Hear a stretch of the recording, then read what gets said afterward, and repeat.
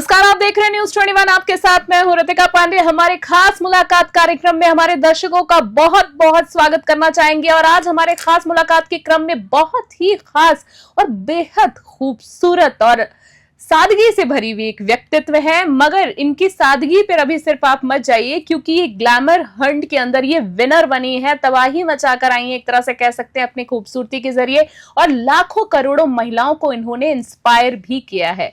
देखिए, इनके लिए ये बात तो कहनी पड़ेगी कि वो जब चलती हैं तो जमाना रुक सा जाता है, हर नजर उनकी हिम्मत पे फिदा हो जाता है, क्योंकि कुछ ऐसी ही पर्सनैलिटी आज हमारे साथ है। मैं बताना चाहूंगी कि आज हमारे साथ हैं मिस राजस्थान ब्यूटी पेजेंट 2025 की विनर निधि शर्मा हमारे साथ हैं, जिनसे आज काफी सारी बातचीत करेंगे। तो सबसे पहले निधि जी, बहुत बहुत नमस्कार, बहुत बहुत स्वागत करना चाहेंगे। Very very congratulations to you, good to see you like that. Like आपने इतना बड़ा मुकाम 2025 का टाइटल अपने नाम कर लिया है। सबसे पहला सवाल तो बनता है कि क्या फीलिंग है, वो पेट में मीठी मीठी गुड़गुड़ हो रही है क्या आपके? बहुत ज्यादा हो रही है। जी प्लीज। बहुत ज्यादा हो रही है एक्चुअली, वर्ड्स में एक्सप्लेन करने के लिए है नहीं मेरे पास। I can understand ma'am. जो इतने सालों का सपना, डेफिनेटली खुद को किया हुआ मोटिवेशन प्लस खुद की मेहनत, आज लग रहा है कि हाँ कुछ किया है, कुछ कर पाए हैं। और बिल्कुल मेहनत के साथ वो जो एक स्ट्रगल पीरियड होता है, वो जो सिर्फ एक हम फील कर सकते हैं, जो हमारी सोल फील करती है, वो एक अलग ही लेवल होता है। चलिए देखिए, हमारे दर्शकों से कहना चाहेंगे टीवी स्क्रीन छोड़ के कहीं मत जाइए, काफी सारी बातचीत करना चाहते हैं। कल आपने इनको मंच पे देखा था, आज सीधा आप रूबरू हो रहे हैं न्यूज़ 21 के जरिए। देखिए, कहते हैं ना कि चमकते लाइट्स और ग्लैमर के बीच क्या क्या होता है, मॉडल्स का असली सफर क्या होता है। तो शुरुआत करते हैं सवाल जवाब की आपसे कि सबसे पहले मुझे ये बता दीजिए कि इस मंच ने आपके जीवन को किस तरीके से बदल दिया। सबसे पहले तो सीरियसली इस मंच पे आना मेरे लिए बहुत बड़ी बात है। क्योंकि जिस चीज का हम और बहुत करोड़ों महिलाएं सपना ही देखती हैं आफ्टर वेडिंग, आफ्टर शादी, बिल्कुल सिर्फ सपना देख पाती हैं, उसको यहाँ तक लेके आना मेरे लिए बहुत बड़ी बात है। और जीवन को बदला है जरूर, क्योंकि बहुत चीज़ें सीखी हैं, बहुत चीज़ें समझी हैं, बहुत अपने आप को पहचानने की कोशिश की है। मेरे साथ और भी बहुत सारे कंटेस्टेंट थे, उन सब के साथ रह के उनसे बहुत उनके एक्सपीरियंस से सीखा। तो इस मंच पे आने के बाद मैंने अपने आप में एक बहुत बड़ा बदलाव ये देखा कि अभी भी बहुत चीजें हैं, जो हमें सीखनी है, सीखने की जरूरत है। बिल्कुल सीखने की जरूरत है। यहाँ तक आए हैं, कुछ सीख के आए हैं और आगे भी जाएंगे तो कुछ सीख कर ही जाएंगे। बहुत बहुत ही खूबसूरती से आपने चीज़ों को एक्सप्लेन किया, और बहुत ज़रूरी भी है क्योंकि काफ़ी सारी महिलाएं देख रही हैं। और 2025 का खिताब आपने आपके नाम किया है, तो आप इंस्पिरेशन है मैम।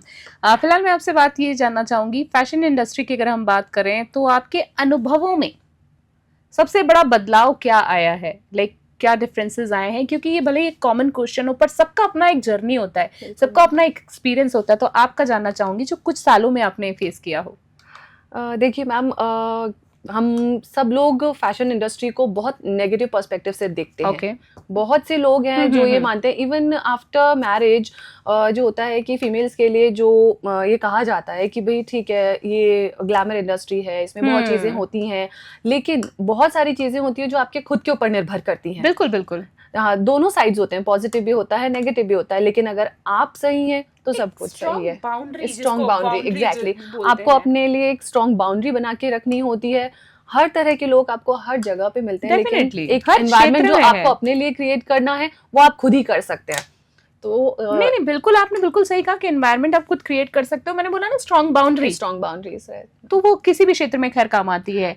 आपसे जानना चाहूंगी कि देखिए, काफी सारे सवाल जवाब है, पर आपके मुताबिक एक अच्छे मॉडल में कौन कौन से गुण होने चाहिए? सिर्फ चेहरा और शरीर या कुछ और भी चाहिए होते हैं? टैलेंट मैटर कितना करता है? एक्चुअली मैटर ही टैलेंट करता है। बिल्कुल, लुक्स बिल्कुल करते हैं, मैटर करते हैं, बिकॉज आपको सबको प्रेजेंट करना होता है, सबके सामने अपने आप को दिखाना होता है, तो लुक्स मैटर ज़रूर करते हैं।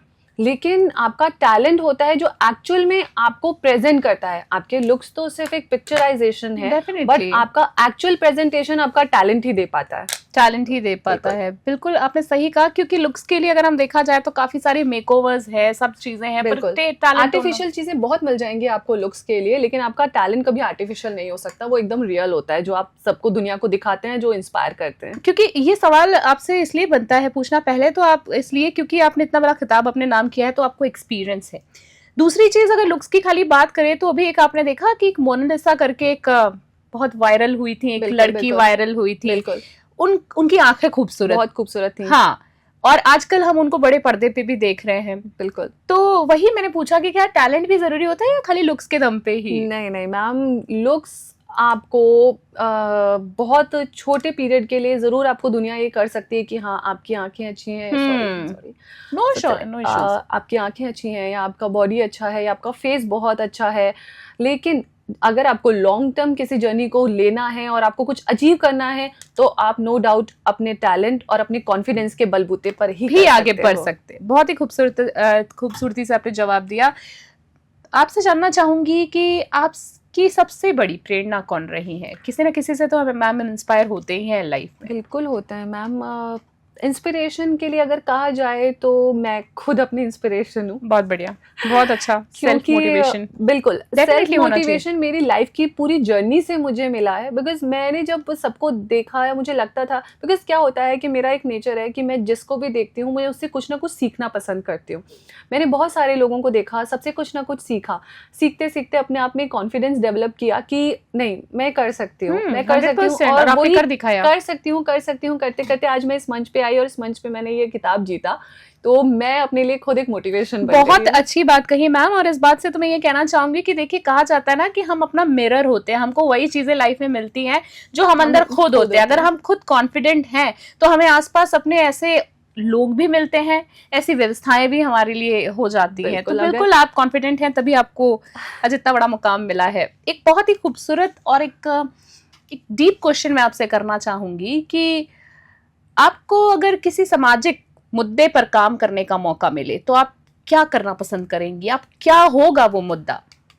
सबसे बड़ा मुद्दा as a woman, as a married woman या वुमेन भी कह लें, हाँ, नारी की सुरक्षा बहुत अहम मुद्दा, जो कि एक घर, एक समाज, एक राष्ट्र के लिए मतलब पिलर होती है। सबसे बड़ा पिलर कह सकते हैं, सबसे मजबूत पिलर कह सकते हैं, या सबसे बड़ा हिस्सा होती है उसकी सुरक्षा, जो कि हम सबकी जिम्मेदारी होती है।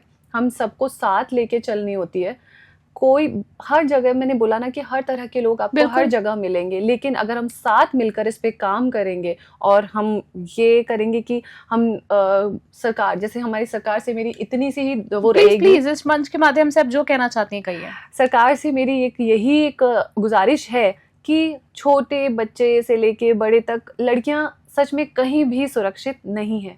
उनकी सुरक्षा के लिए लोगों को ये मैसेज मिलना चाहिए, उन लोगों को ये मैसेज मिलना चाहिए जो उन्हें सच में खेल खिलौना समझते हैं अपने लिए। उनको ये मैसेज मिलना चाहिए कि नहीं, आप ऐसा नहीं कर सकते हो, आपको ये करने का राइट नहीं है।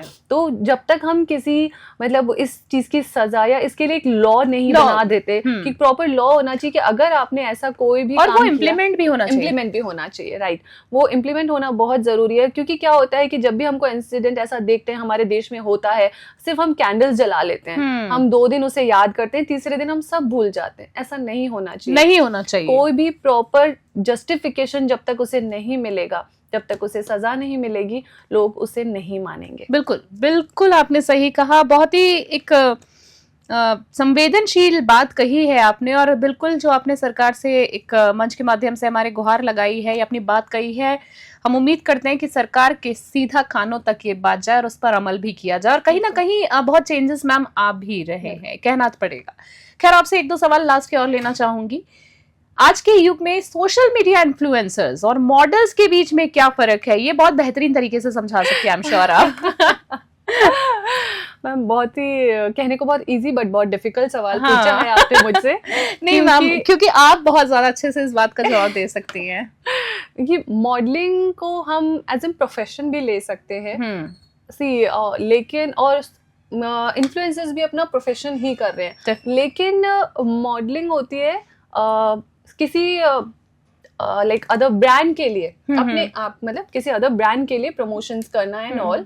लेकिन इन्फ्लुएंसर्स क्या होते हैं, वो अपने आप को प्रेजेंट कर रहे हैं। सबसे पहले आपने देखा होगा कि आजकल बहुत लोग ब्लॉग्स बनाते हैं, पर्सनल ब्लॉग्स होते हैं जिनके थ्रू इन्फ्लुएंसर्स बन जाते हैं और काफी अच्छा खासा उनका वो रहता है, काफी सक्सेसफुल हो जाते हैं वो लोग।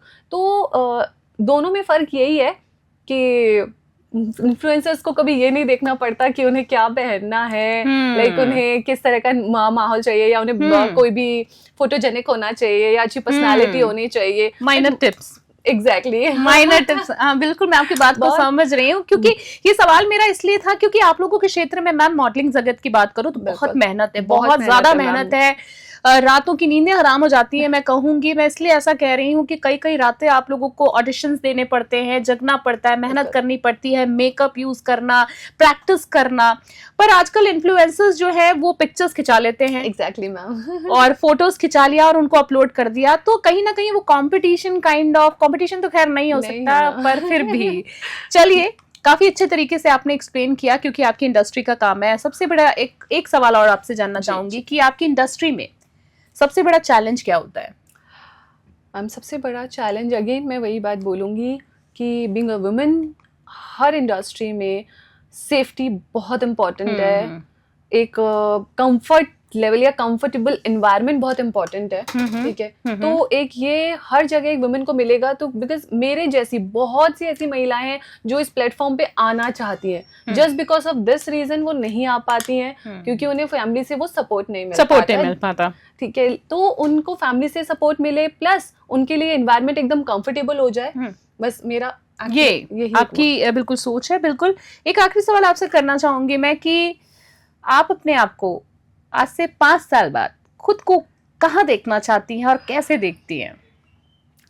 कुछ गोल, मैं कुछ डिसाइड किया होगा, ये आपका टारगेट है, ये आपका गोल है? नहीं मैम, एक्चुअली जब भी मैं टारगेट बनाती हूँ तो मेरा ये रहता है पहले मैं इसे पूरा करूंगी, ठीक है, स्टेप बाय स्टेप मैं आगे चलूंगी। आज के 5 साल बाद मैं अपने आप को अपने बच्चों की नजर में बहुत प्राउड मॉम बनते हुए देखना चाहती हूँ। मैं इसके लिए आपकी क्लैप करना चाहूंगी, मैं बिल्कुल, क्योंकि ये बनता है, क्योंकि बहुत ही खूबसूरत आंसर दिया कि आप बहुत अच्छी माँ बनना चाहती हैं। बहुत अच्छा लगा कि हर चीजों का ताल इसलिए कहा जाता है कि स्त्री सिर्फ एक चीजों के लिए नहीं बनी है कि वो सिर्फ घर तक सीमित है, वो बाहर भी चीजों को देखती है, चांद तक पहुंच गई है और देश से दुश्मनों को भी खदेड़ भगा दिया है।